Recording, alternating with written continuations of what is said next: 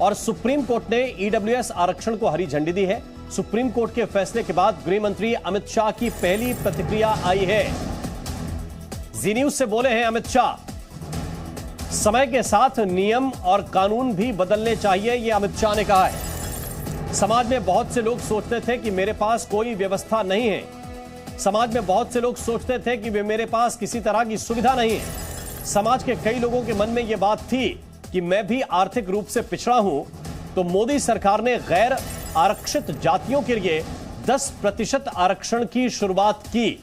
मोदी सरकार के इस फैसले का समाज के लोगों ने स्वागत किया है। कुछ लोगों ने इस फैसले को चुनौती जरूर दी, लेकिन अमित शाह ने कहा कि मुझे खुशी है कि सुप्रीम कोर्ट ने इस फैसले को बरकरार रखा है। सुप्रीम कोर्ट का कहना है कि ईडब्ल्यूएस आरक्षण असंवैधानिक नहीं है।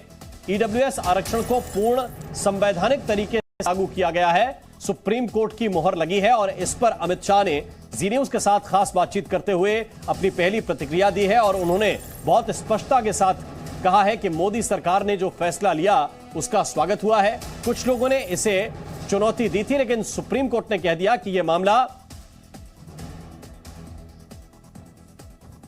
संवैधानिक, पूरी तरह से जो है वो संवैधानिक है, यह सुप्रीम कोर्ट ने माना है।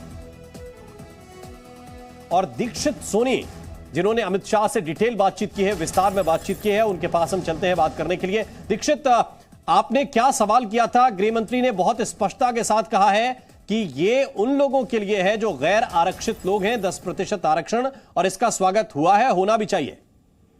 बिल्कुल, आज अमित शाह जी के साथ एक साक्षात्कार था और उस इंटरव्यू के दौरान अमित शाह जी ने खास तौर पर ये बताया है और सुप्रीम कोर्ट के इस फैसले का स्वागत किया है।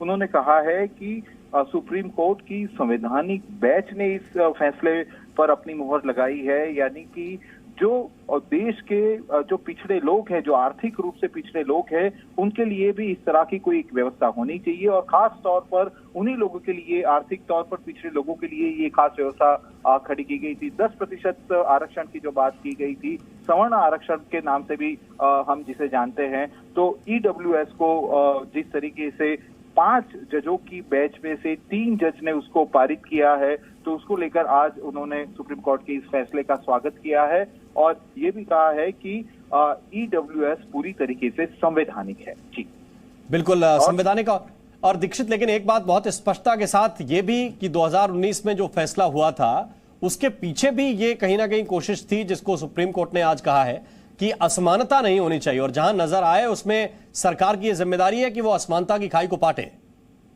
बिल्कुल, और समय के साथ कानून भी बदलना चाहिए, ये भी खास तौर पर उन्होंने कहा है कि जो कानून व्यवस्था है या तो जो कानून है कुछ मामलों के, वो समय के साथ बदलते रहने चाहिए और खास तौर पर जिस तरीके से आरक्षण को लेकर जो कानून बने हुए हैं उसमें संशोधन करके ये 10% आर्थिक रूप से पिछड़े लोग हैं उनके लिए ये ईडब्ल्यूएस की घोषणा की। आपको याद होगा कि गुजरात में जिस तरीके से पाटीदार अनामत आंदोलन, पाटीदार आरक्षण आंदोलन चला था, उसके बाद कहीं ना कहीं ये फैसला लिया गया है। बहुत बहुत शुक्रिया, बहुत बहुत धन्यवाद दीक्षित सोनी आपका इस पूरे अपडेट के लिए।